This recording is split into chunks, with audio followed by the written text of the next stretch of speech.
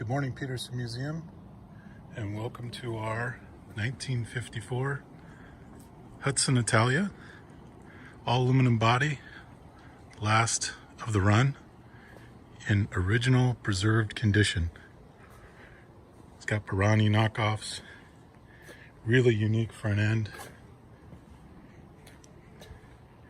cutouts on the top of the door handles that are flush mount, an interior that's all leather with early versions of seat belts, way ahead of its time.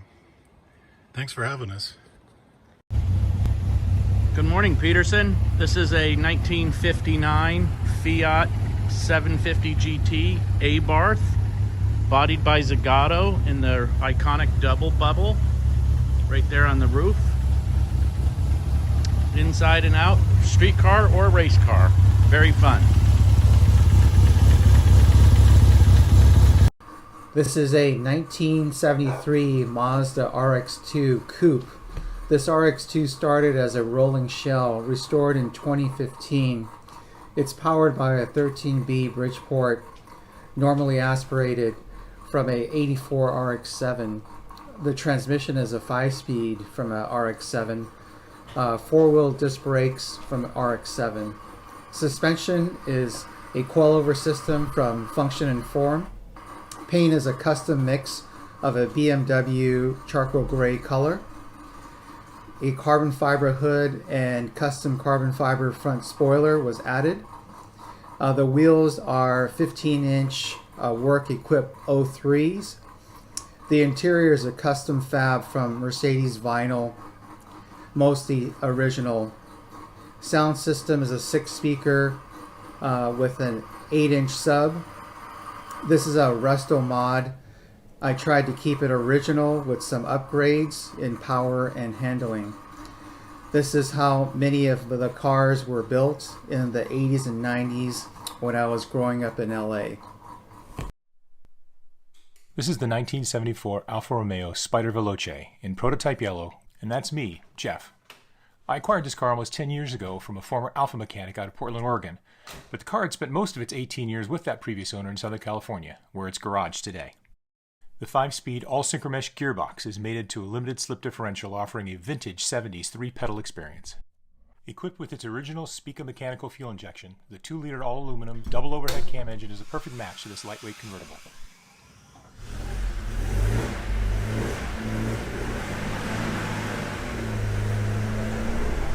Driving is the real pleasure, and I plan on doing so for many years to come.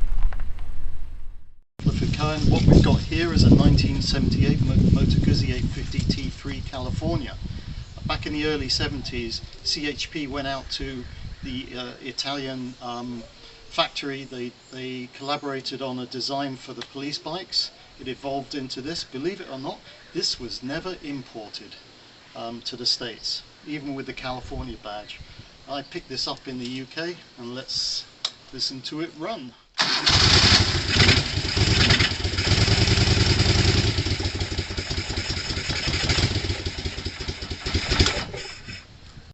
This is our 1987 Mercor XR4 Ti. We're the original owners. It was a daily driver through 13 years of Illinois weather, during which we racked up over 175,000 miles. For those who don't know the car, it is the American version of the Ford of Europe Sierra. It was built in Germany and imported from 1985 to 89. It was arrived with a 2.3-liter turbocharged engine and a 5-speed transmission. We bought it because our 12-year-old son chose it over an Alfa Romeo Spider convertible, saying it was faster and that all 5 of us could fit in it. Over the 33 years, it's been through many changes. Our favorite is the supercharged 4.2-liter, 525 horsepower V6 and a 6-speed transmission. With all its changes, it's truly one of a kind, and we're very proud of it.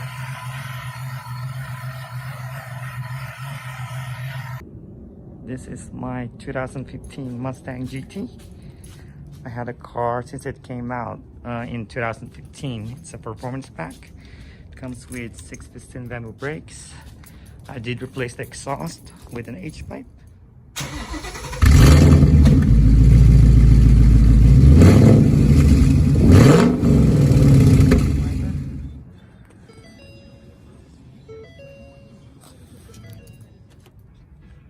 I replaced the short shifter and some carbon fiber steering wheel.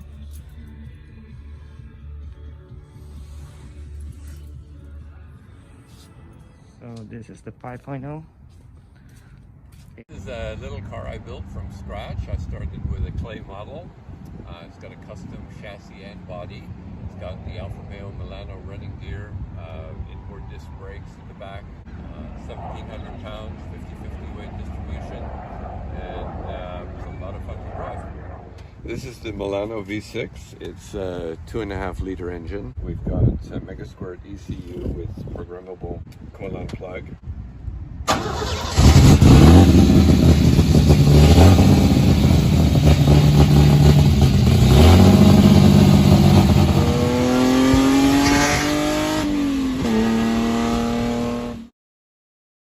This is my 1980 Maserati Quattroporte 3, one of about 2,500 built between 1980 and 1985.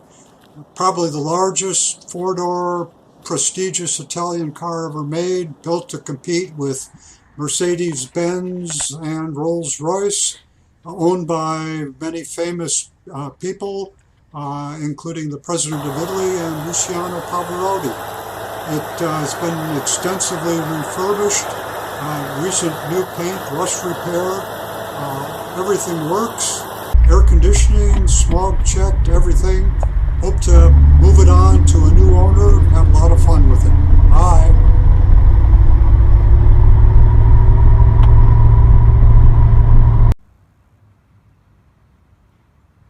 Hi, this is Billy from Kent, Washington, and here's my 914. It's November 1st, and it is a beautiful fall day in Seattle. We spent 3 hours this morning driving around South Seattle, enjoying the leaves and the view of Mount Rainier. And I got a rocket ship, but it was worth it. At the age of 17, I was lucky enough to do an internship at Porsche Cars Great Britain. And ever since that moment, I've always dreamt about owning a 911. A few weeks ago, that dream came true, and here it is, my 2014 C4S Coupe 911 in black. It's a 3.8 naturally aspirated engine married to a manual gearbox.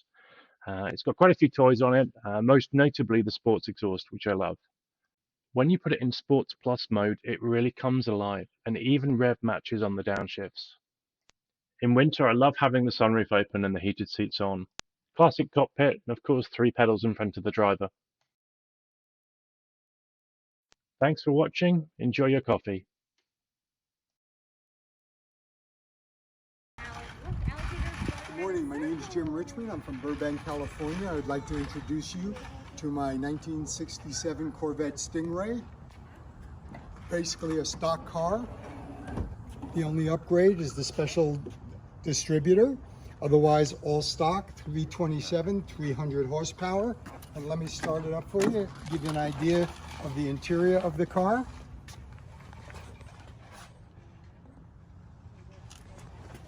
And let me kick it over.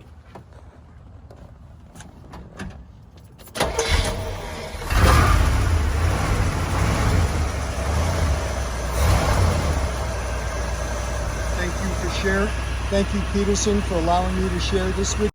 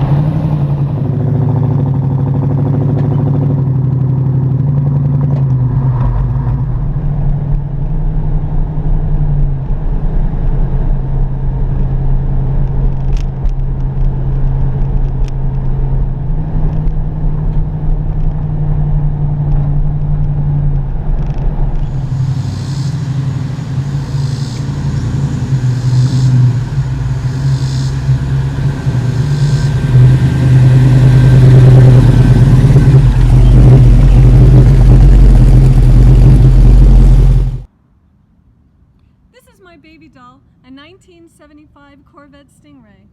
She has a 350 L48 engine that emits the most beautiful noise when I drive, and we can't go very fast because we're in LA, but wherever we go we get lots of smiles and thumbs up, and I love it. My dad was a vintage car collector and street rod racer, and one of the most jaw-dropping cars he had was a 66 black Stingray that he let me drive when I was a kid, and it scared the living daylights out of me. It had so much power, so I of course wanted one.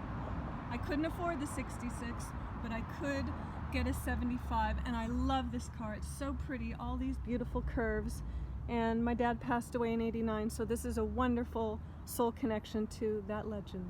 This is my 1995 Mercedes-Benz E320 Cabriolet in the rare ruby red metallic paint. It has a 3.2-liter inline 6-cylinder engine putting out 217 horsepower. Mercedes only made about 6,000 of these convertibles worldwide during its 3-year production run from 1993 to 1995. Unlike most convertibles, there's almost no shake or vibration when hitting rough pavement. Mercedes engineers added several hundred pounds of dead weight and extra support throughout the car, which gives it a sturdy feel and a soft ride, just as if it had a solid roof. The car is in original condition and has 111,000 miles on it. It used to be my daily driver, but now it has retired to mostly weekend pleasure drives and occasional car shows. I hope you enjoyed the car, and thanks for watching.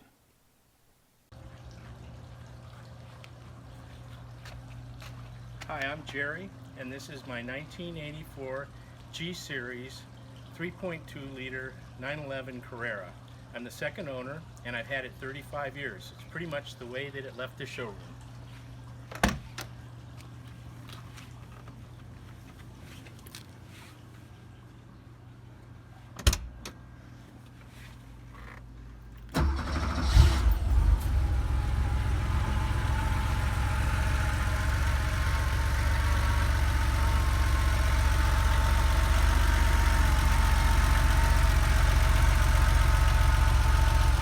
My name is Joseph Salvo, and my wife Shella and I own this 1967 Porsche 911S soft window Targa. Some unique features to this car. 1967 was the first year of the S class for Porsche and the 911s. 1967 was also the first year of the Targa top, replacing the 356 convertible. Very few were built. This is one of 483.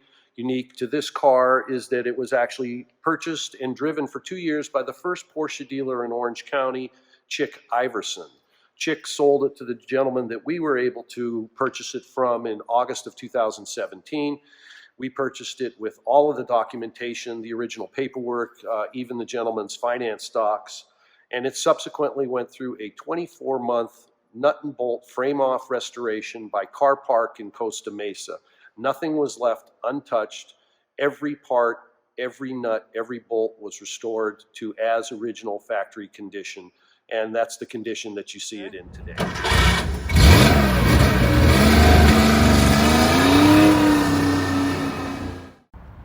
David Powers, San Juan Capistrano. My beautiful 1957 Ford Thunderbird. Nice interior in it. Chrome wire wheels, white walls that are almost new. Nice, mostly original paint. Nice interior. Just a beautiful car overall. I'm just getting a little too tall for the car. My legs are too long. The engine was rebuilt. Here's the engine and the engine compartment. It runs great. Hello Petersen Museum. This is my Rover SD1. It's the Vanden Plas model, and it's a 1984. This car was built in England, of course. It was then exported to Australia. From there, it eventually made its way to Canada, and finally to the USA. It's very rare in the USA. And this one lives with me in the North Shore of Chicago. John Hughes territory. In fact, you might recognize a location in the background here.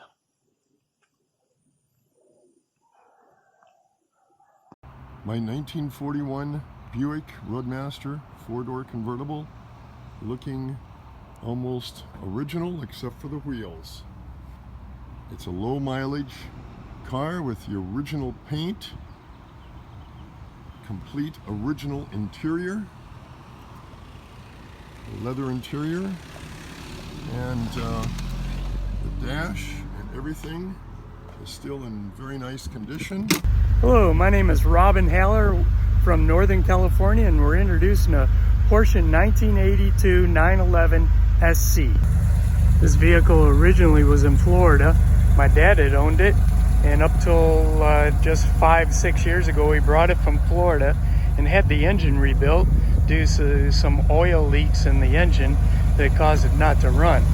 It is rebuilt now and burning along quite well. It's got an interesting history. When it was in Florida, it had won numerous awards, and then here is one of them right here. Hope you're enjoying the virtual auto show. This is our 1960 Chevy Impala in the original color based on the trim tag. The car has been repainted and restored, but this is the way it looked when it was out of the factory. It came with a 348 cubic inch engine, and it does have a little bit of a different interior than originally, but otherwise is pretty much the way it came out of the factory. 4-speed transmission. Thank you. It's my 93Z. Replaced the front end fascia, Momo wheels, whale tail. It has a solid steel roof.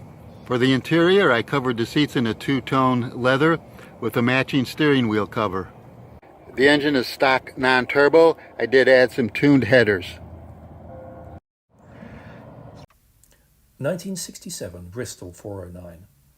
Not widely known in the United States, and with a top speed of 125 miles an hour, Bristols were an exclusive competitor to Aston Martin and Bentley in the 50s and 60s. Introduced in 1965, the 409 was powered by a 5.2-litre Chrysler V8 and carried a 3-speed push-button torque-flight transmission. The 409 had a hand-formed aluminium body and access panels in front of each door, housing the battery and spare wheel. This 409 is the last of 79 manufactured.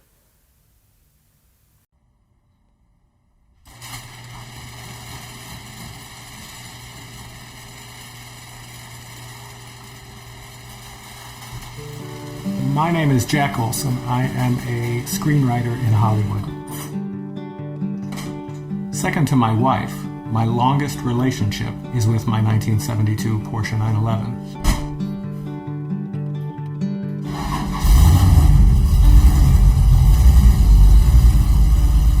For 14 years, I've been working to make the car quicker without breaking the bank in the process.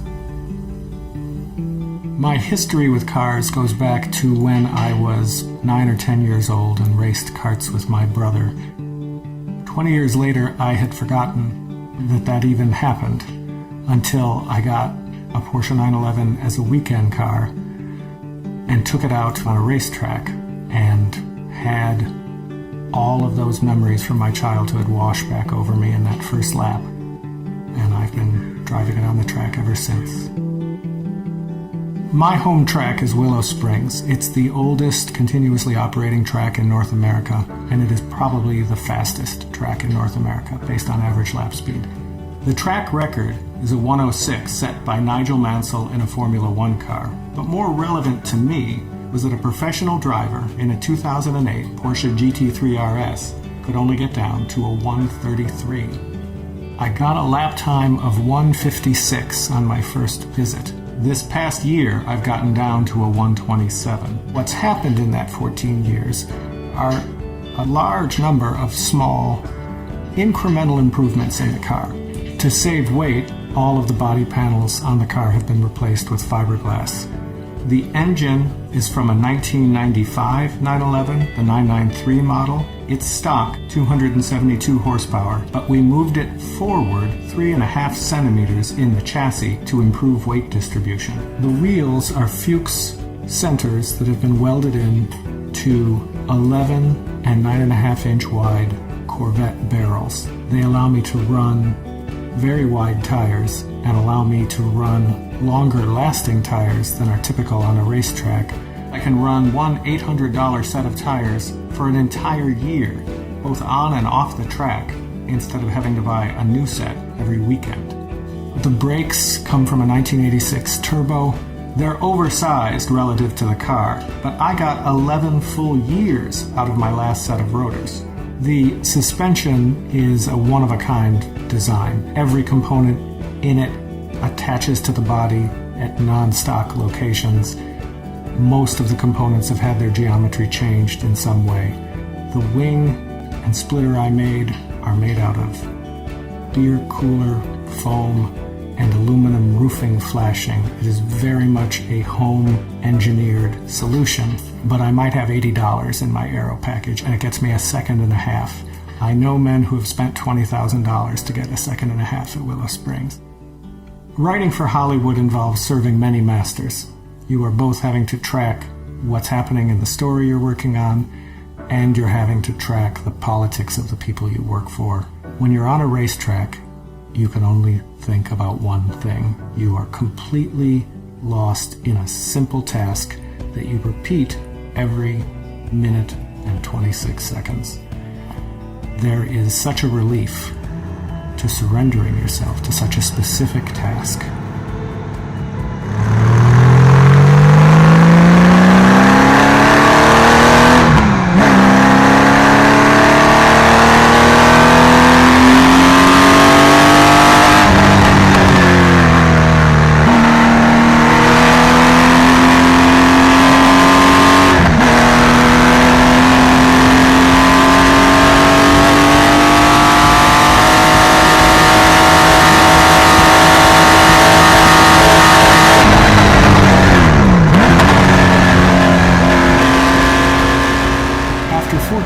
Of driving, I have to ask myself, where am I trying to get?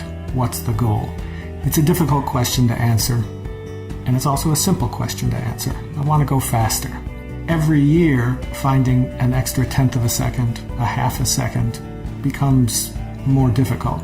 Still, I'm shocked by what can be done with the components I have, the limited budget, and the advice of people who know more than me, that I can put together to refine and evolve what I have to go faster and faster and faster. I was told the car would never get below a minute 30 at Willow Springs. Now, I'm knocking on the door of a minute 26 seconds.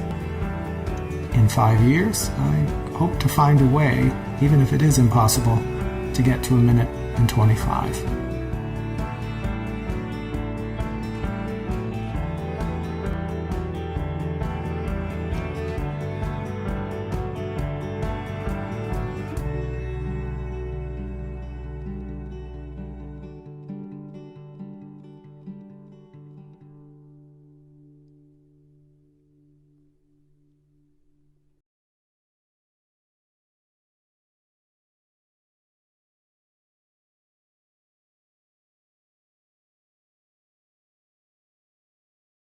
Hey, good morning, and thanks to the Petersen, Michael Bodell, and Lincoln Ramirez for coming down here and meeting with me and my friends. I'd like to introduce Neil Wishart, Sean Salahayan, and my good friend and mentor, Bob Hallgren.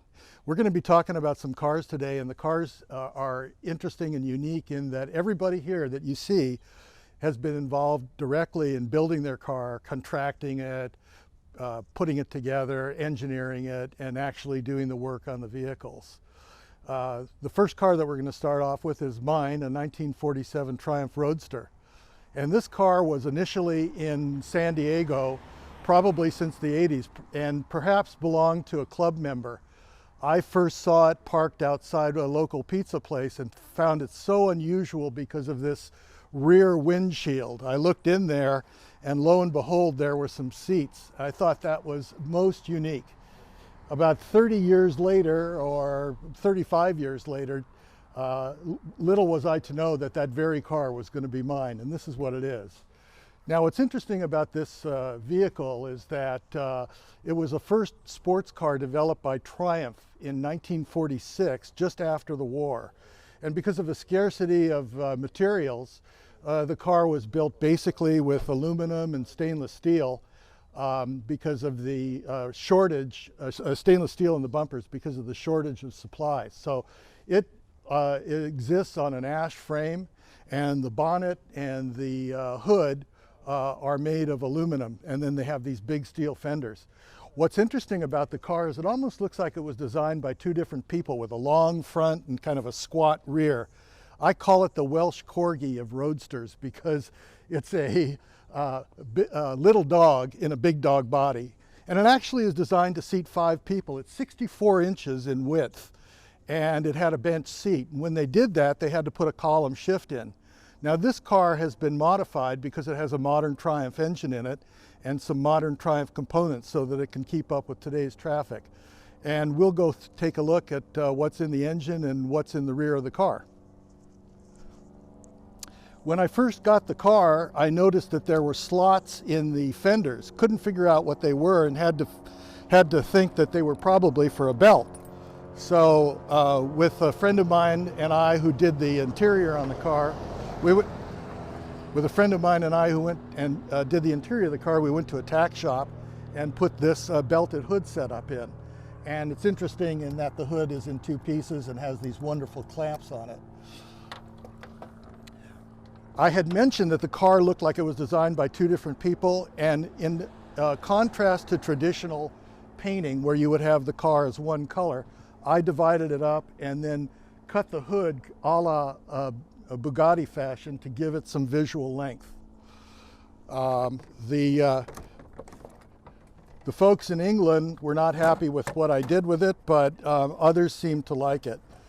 Speaking of the folks in England, I belong to the Triumph Club. There's 500 members worldwide. There are about 100 cars in the United States, maybe less.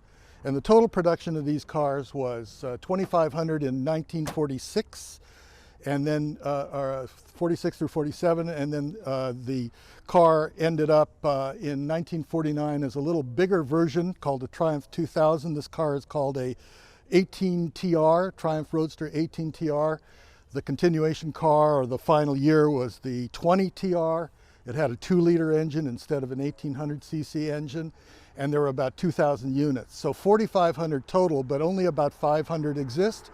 And the cars are literally all over the world, in South Africa, England, and many in Europe, Germany. The folks who own them are extremely passionate. Well, let's talk a little bit about the engine. And I'm going to go over to the other side and show you some of the details. First off, this is a Triumph TR4A engine, so it's a modern engine. It has some modern components such as electronic ignition. It has dual Stromberg carburetors. The original were dual side draft SU carburetors.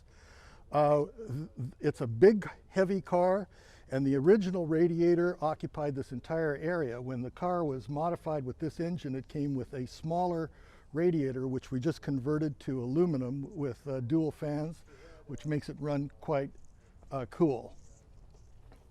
On this side,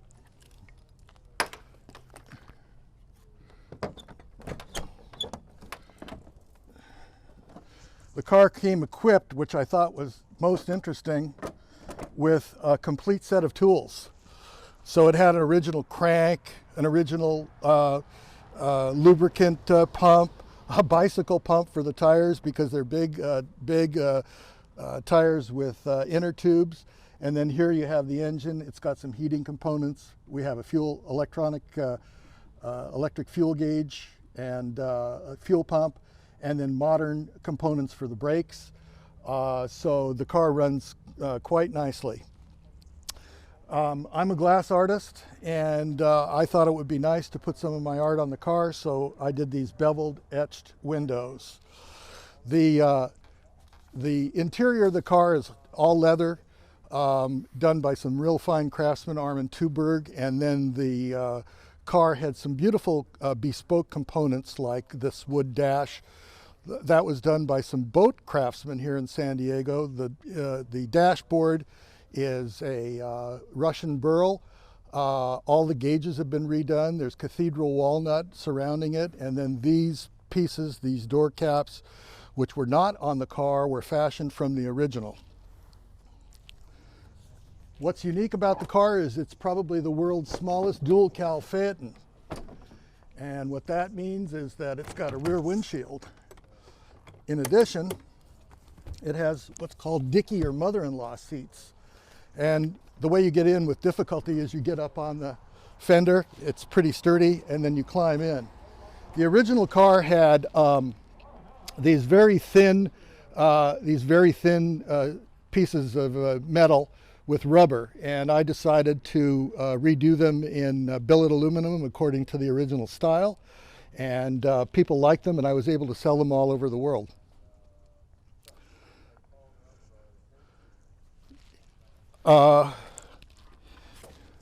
Some interesting facts about the car in terms of the way that it was built and what the original engine were is seen on this advertisement. Also, you'll notice that the insignia here, or the emblem, is called the Triumph Globe, which was maintained by Triumph, which became sold through a bunch of different companies. In fact, it's a different car now and owned by BMW, but the Globe is registered to the Triumph company. And this is what the car looked like. My car is TRD 502. It's the 500th car that was made, and a very unique and different kind of vehicle.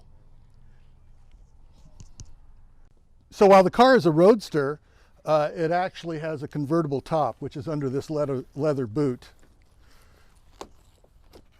I'm not going to put it up because it's quite an event to do that, but it's got a lovely wood frame, and all the components have been redone, Hart's material. If you take a look back here, you're going to see the window frame. I was able to reconstruct the window frame, and then as from the original, and then I was able to supply those to people who needed it, and they again went all over the world and the United States. Here we have the tonneau cover, which will fit in and cover the entire cabin, and then we made some matching luggage out of the same leather material, and of course we have the Triumph British logo with it. Again, here's the Triumph Globe, which is on the beautiful embellished wheel caps and also the gear shift knob, and that's a logo that's registered to Triumph itself. Under here is the spare tire. Yeah, so at one point I had a Triumph and I had a Thunderbird, and I thought, hey, that's cool, I think I'll get that shirt. Somebody came up to me and said, do you have a motorcycle? And I said, well, what are you talking about? Now, I happen to know that Triumph in the late 1800s started as a bicycle company actually in Germany and came over to London, and then developed into making bicycles and motorcycles. Sir John Black, who was the head of the company, was handling the company, and cars were developed into the 30s before the war. They were beautiful, beautiful cars that had some of them had 8-cylinder engines and so forth. Then when the war stopped, production ceased, the plant was basically bombed out. And then when it was resurrected, John Black wanted to develop a sports car to reinvigorate the company. Triumph was called the Standard Motor Company at that time, and they were making engines for Jaguar. So he approached William Lyons, who started with the SS Jaguar, SS standing for Swallow Sidecar, and they were building sidecars for motorcycles. He approached Lyons wanting to buy Jaguar Company. Lyons said no, and John Black said, well, I'll make my own sports car. And if you look at the front of this car and you look at some of the lines, it has a reminiscence of the Jaguar itself. Well, they were producing motorcycles, and a gentleman named Turner was going between England and the United States and happened to be in Florence, South Carolina, where he stayed at the Thunderbird Motel.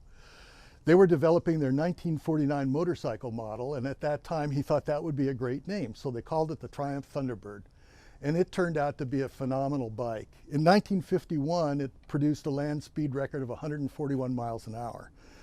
And in somewhere around 1953, the motorcycle was modified by a Big D Motorcycles in Texas. And they took it to the Bonneville Salt Flats, where it turned 190 miles an hour.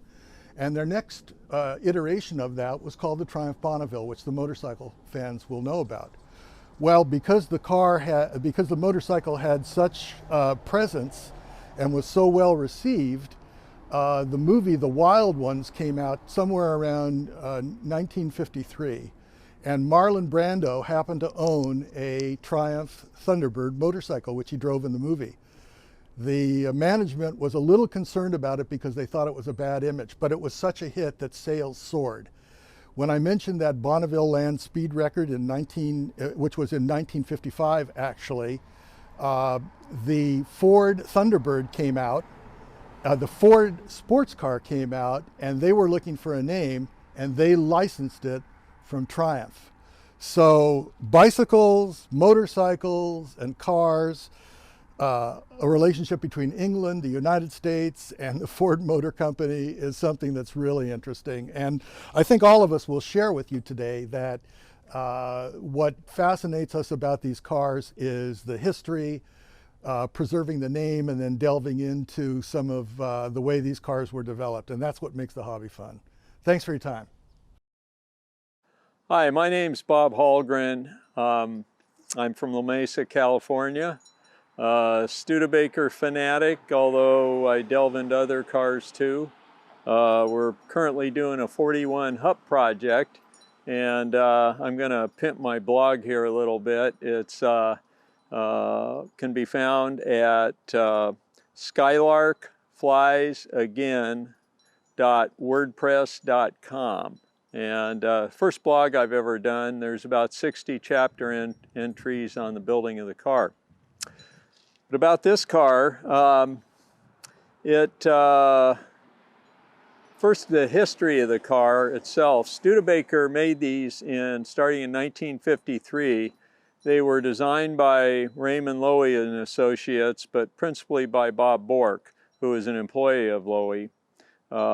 They were totally advanced for the time. If you compare this car looks-wise to a 53 Chevy or Ford, you can see there's absolutely no comparison. 53 Fords and Chevys were stodgy, a lot taller. This was really quite a design statement for 1953. Unfortunately, Studebaker had a lot of production problems and weren't able to produce these in the quantity that the public demanded, just like what happened with the Avantis. There still are quite a few of them around. They've always been one of my favorite. When I was a kid in high school, I had a friend that had one, and he drove me actually. I didn't have my license then. But it was really something that stuck in my head. As a family, we had a 54 Land Cruiser, which most people think was a Toyota name, but that was actually a Studebaker name. And it was a four-door, but kind of a stodgy looking car. They had shorter wheelbases for the sedans, so the fronts of them came down much more abruptly than the coupes, and it made it look a little bit funny. My first Studebaker coupe was actually a GT Hawk, a 62, which was a continuation of the 53 body styles. These body styles were available in two styles, one a hardtop, and that was called the K model, and one the C model, which is the Starlight coupe, and it's a post. You can see here. What happens is the post gives the body a lot more stability, and of course you have a surround on the window. So for driving on the highway, this is a lot quieter setup. When we decided that it was time to get a 53, my wife and I, who's also a Studebaker fanatic, started looking around. We sold our 62 Hawk. This was back in like 2003 or 4. And that kind of gave us the impetus to start looking for one of these. First one we found was in Los Angeles, and it was a nice original 53 that restoration had been started on. It was all complete, solid body. And we, of course, had other projects. We put it aside, and then we decided, well, it was just too nice a car to rod, you know, chop up. And so we thought, well, okay, we'll look for another one. And then the next car we found was actually a coupe like this, rather than a hardtop, and which is what we were looking for. We wanted something with more stability, and it was a local car. It, once again, was a nice original car, and we decided we would rather sell that and find something a little bit rougher that we were going to modify.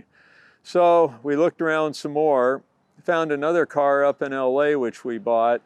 It had been sitting underneath in a garage, but it was underneath an aquarium, or next to it, I should say. The car was here, the aquarium was here, and it was a saltwater aquarium. And the guy had, for his son, had put a plexiglass floor in the kid's bedroom so he could look down into the aquarium and see all the fish. But what ended up happening is all this salt water bubbling caused the moisture to settle into the drip rail. And so the car had some real drip rail issues, and that's a tough thing to ever get the rust out of. So one day we were at a friend's house up in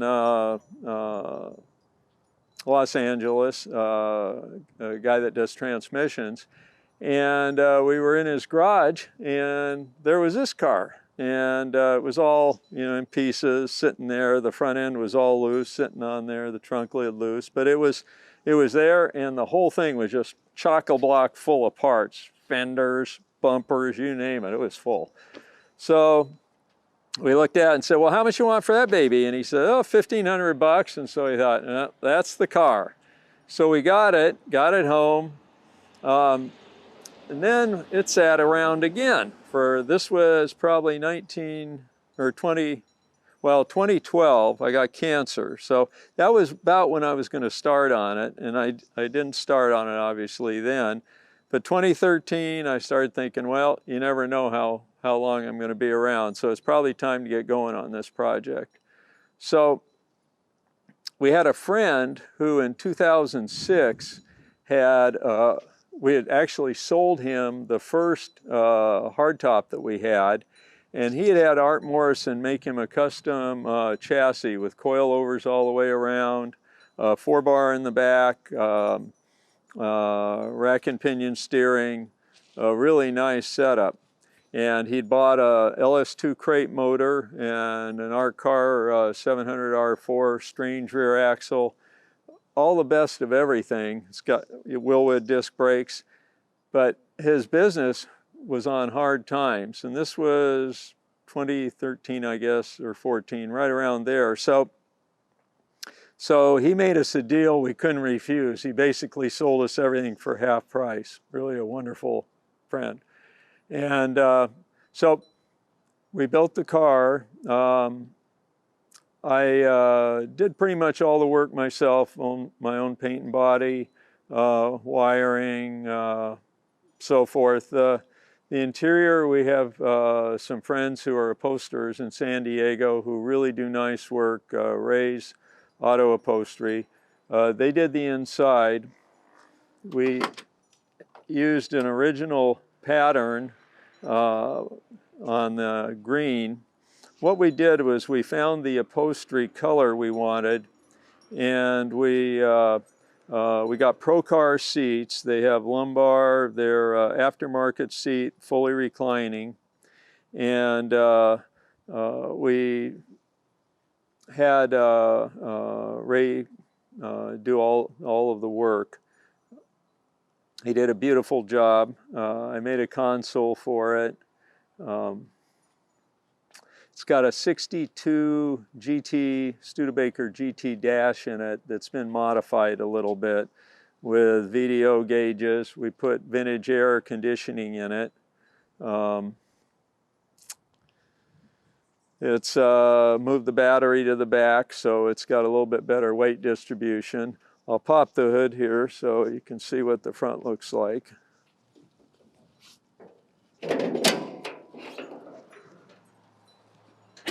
This is actually a 55 car on the title, but it's got a 53 front end. The cars from 53 to 55 were identical from the cowl forward. We've driven this car all over the United States. It's got 28,000 miles on it now.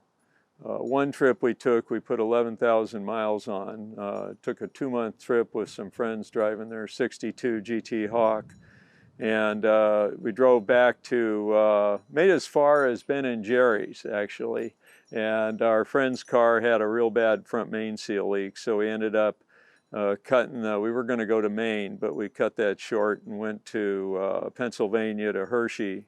Went to the meet there and found a friend who let us use his garage so we could fix the other friend's car. It's got all sorts of power. It's a stock version. It's got 375 horsepower at the rear wheels. So it cruises nice, gets around 20 miles a gallon. Runs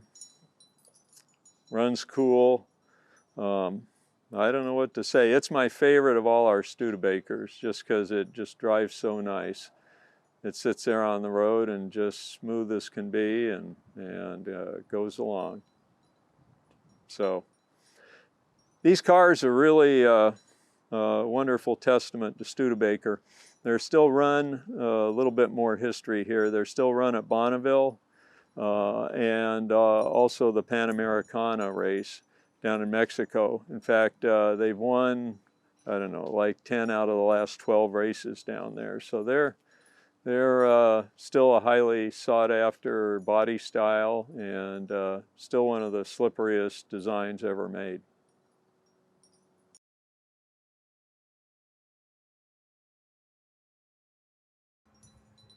Hey Peterson, my name is Sean Stalahian. This is my 1937 Studebaker Coupe Express. They made about 3,300 of these pickup trucks in 1937, modeled after the Dictator Coupe model and the respective sedan. This was a utility truck for farmers, and now we made it a luxury truck for hot rodders, if you will. I found this truck in 2012 through the Studebaker Drivers Club. My good friend Keith Wall, who was in this video earlier, told me where I could find one that I had been looking for quite some time, and we found one all the way out in Iowa in a magazine that had been published in 1996. And believe it or not, the guy still had the truck for sale, and I took a flight out there the next day, planned to stay with him for 2 or 3 days because I had to go to the DMV, make sure the paperwork was clear. The truck had been sitting in a field for quite some time. It was rusted out in the whole bottom section of the cab, and flew out there, met this old man. He actually, believe it or not, made me mow his lawn before he showed me the truck, and it was a pretty interesting story. So yeah, the morning after I got there, the guy woke me up in the morning saying that I got cold cereal, and 5 in the morning he got me up and he said, well, you got to earn your keep around here before I'm going to show you this truck. And I mowed his lawn for him before I ended up seeing this. But it was a 7-year build. The build was about 5 years of continuous work, but I had the truck for 7 years before it was finished. The first show we took it to was the Good Guys show in Del Mar, where I got a Builder's Choice Award. Keith invited me to the La Jolla Concourse. I took it there in the Motor Car Classic division, got a first place award, and I'm honored and proud of all the people that helped me with this project and the blood and sweat and tears that went into it. I wouldn't take it back. Let me show you a little bit around the truck. So it is on air suspension. I'll lower the suspension for you guys so you can see it.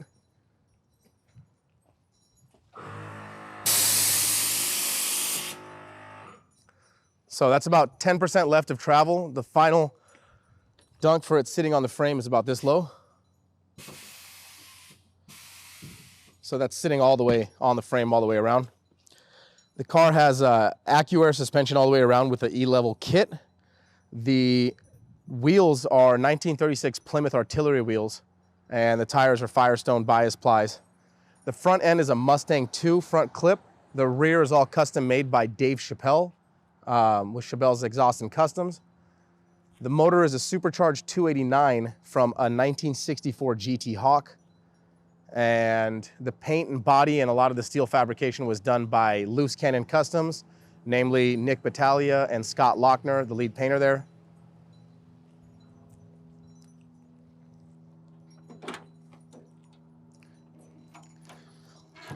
So most of what you see on this truck is original, down to the headlight glass. So this was all original glass. Every piece that I tried to put on here, I tried to get as original as possible unless something had to be made. The motor, like I said, is a 289 Studebaker from a 1964 GT Hawk. The carburetor is an Avanti carburetor, and this supercharger is a factory McCulloch supercharger that actually came from the factory from Studebaker. The color on this truck, it was really difficult for me to pick something I liked, but there's a factory Lexus color that's pretty similar to this. And I don't know if you've seen a Lexus IS, but if you see one on the road, you'll notice it. The amount of curves in this, though, lets you really see how much flop is in this color. There's a lot of gold flake in the undertones of it, and the base green has a lot of different colors in it, mixing it together. This was BASF, a Glasheret product, painted by Loose Cannon Customs, as I mentioned. Nick and Scott did a fantastic job with the body work and the paint. The whole frame is painted in Endura, and the motor is also painted in Endura as well, which is a highly chemical resistant paint that we used on all the components before we did the body paint. And if you look throughout the car, there's a lot of little details that you'll see. This is a Studebaker badge right here. This was actually a lapel pin. You'll see the supercharger emblem here was a factory emblem.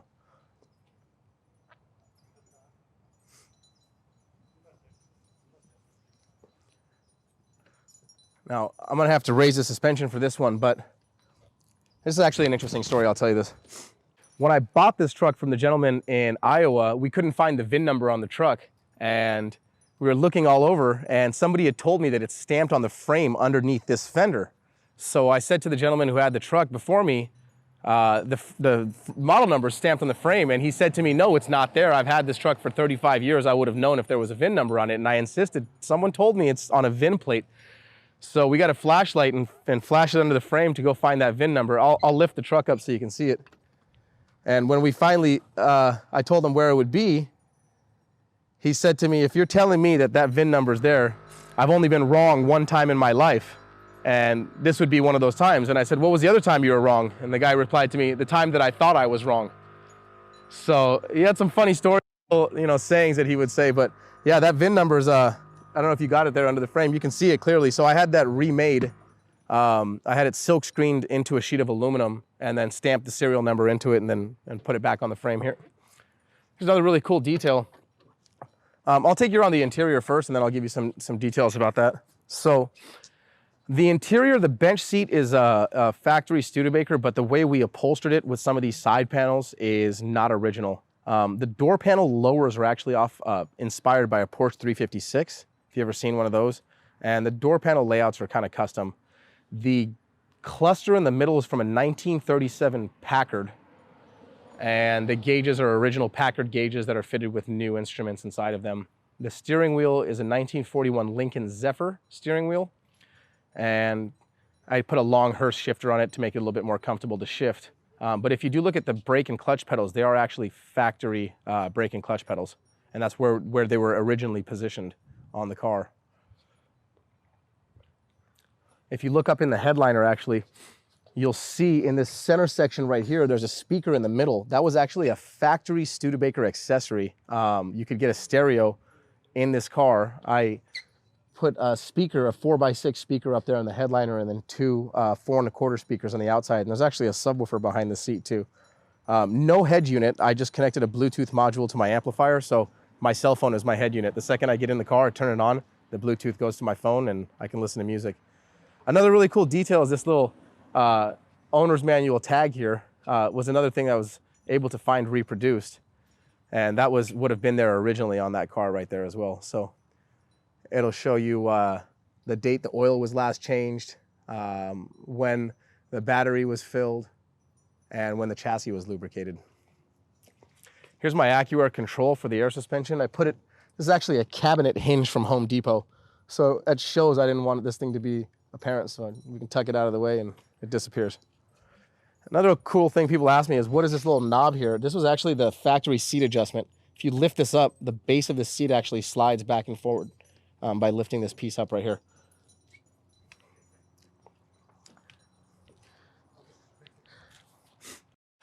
The wood bed in this truck is actually handmade. I built this in my garage right before the truck was finished. These are planks of walnut that were purchased at TH&H locally. They were planed on both sides, cut to shape, and all the perimeters around the wheel wells were cut to match. And then after they were done, I topped them in epoxy resin to fill any holes and then sprayed the top of them in automotive clear coat. The half rails are polished aluminum. I actually just bought them on eBay and tapped them and sandwiched them in between the planks so it holds. Another cool little feature is this gas filler cap here. So this was an idea by Nick over at Loose Cannon Customs. That's a marine gas filler that I fill my gas in. And everybody always asks me, aren't you scared of getting gas on this wood, this beautiful finish? It's clear coat. So it's the same as the clear coat in your car. It's chemical resistant. Gas is not going to hurt it. So if I spill a little bit, I'm all right. This tailgate was custom made over by Loose Cannon as well. This latch in here, if you guys see it, is actually just a utility latch from what you see on like work truck or something like that. So it's nothing special. So it's just a utility truck latch that connects to these little hinges here and it'll keep the tailgate closed. Originally, this would have had chains hanging off the back. These are C10 hinges, hidden hinges, and just smooth tailgate. This roll pan on the back right here was custom made over by Loose Cannon as well. And another cool little detail is they didn't have dealer plates in 1937, and that's my father's original dealer plate number from when he started his car dealership in 1977. I had the plates custom made as a 37 plate, and this little topper right here was actually a name tag from the upholstery department pre-war at the Studebaker factory. Ladies who worked in the upholstery department would wear their name tags on this. I bought a lot of them on eBay. They said I had to buy the whole lot of 500 just to get one of those. So if anybody wants one, I have 499 of them left. Okay, I got you. I stamped the registration number into a piece of aluminum in the back of this just to match the plate to make it legal-ish. Another cool little detail is this tail light here. You have a little wig-wag badge that I found reproduced, so I added that.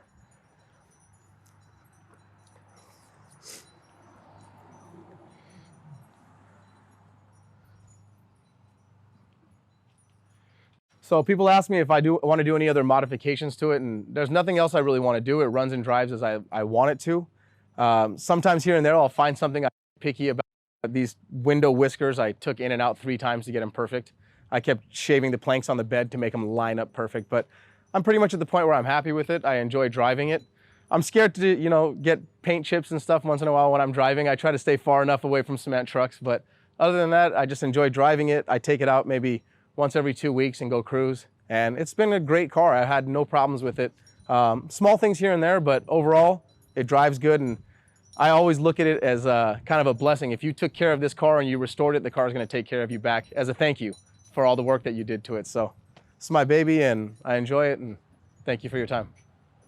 Hi, Neil Wishart here. I'm standing in front of my my Shelby 289 FIA continuation Cobra. It's an aluminum-bodied car built by Doug Pratt, who was our Shelby technician. I was a Shelby dealer here in San Diego back in the early part of 2000, and Doug was our lead technician. Doug was famous for being a detailed Cobra guy, and this was an example of his work. It's an aluminum-bodied 289 FIA car, and Doug was able to kind of put things together to replicate the 1964 Le Mans car that that Carroll campaigned with his group. Great. Hey everybody, Neil Wishart here. I'm wearing Doug Pratt's shirt from Shelby Cobra's by Only Yesterday. Doug is responsible for building this car and being one of the most, I guess, highly regarded Cobra technicians in the country. As a matter of fact, when Carroll Shelby first saw this car, he said, "Doug, you build them better than I did." And we were Shelby dealers back in the early 2000s, and this was one of the continuation cars that Carroll built. It's a 289 FIA Cobra. It's a aluminum-bodied car, and we were fortunate enough to become dealers for a few years. And Carroll Shelby and Tom Conley, who was one of Carroll's right-hand guys, were very instrumental in kind of getting us to take San Diego County as our territory.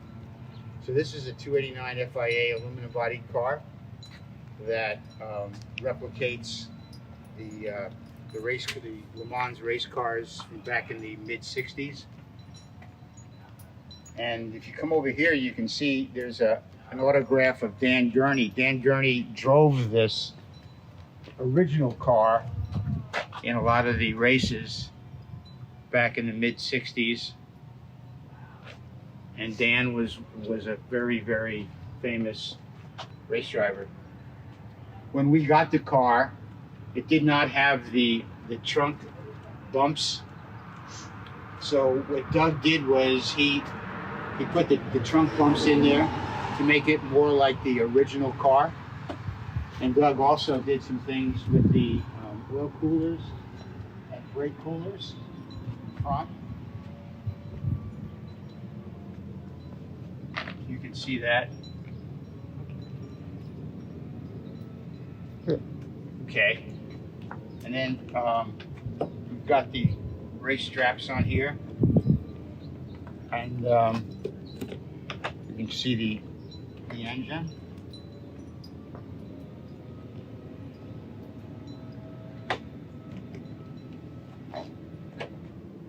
It's a small block Ford with a Le Mans carburetor and all the appropriate period correct equipment.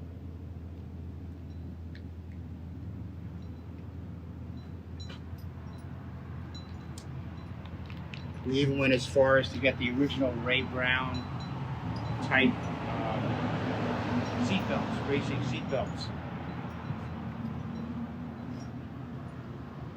The impact seatbelts. Doug also put a windscreen on the gas tank, which was period for some of the Cobras that raced back in the mid-60s.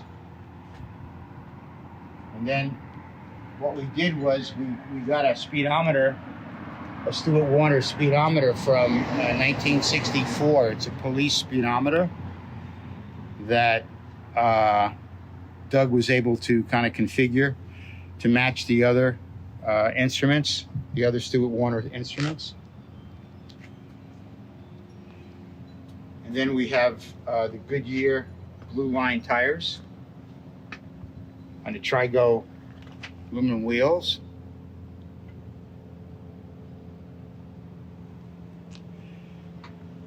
And then coming around the back, the famous tie downs for racing.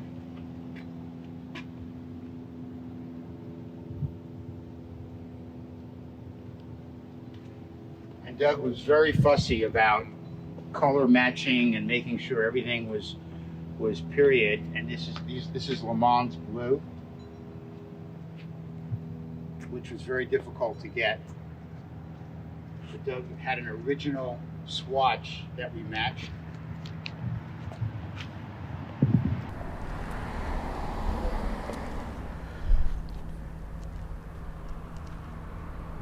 And then you've got the decals.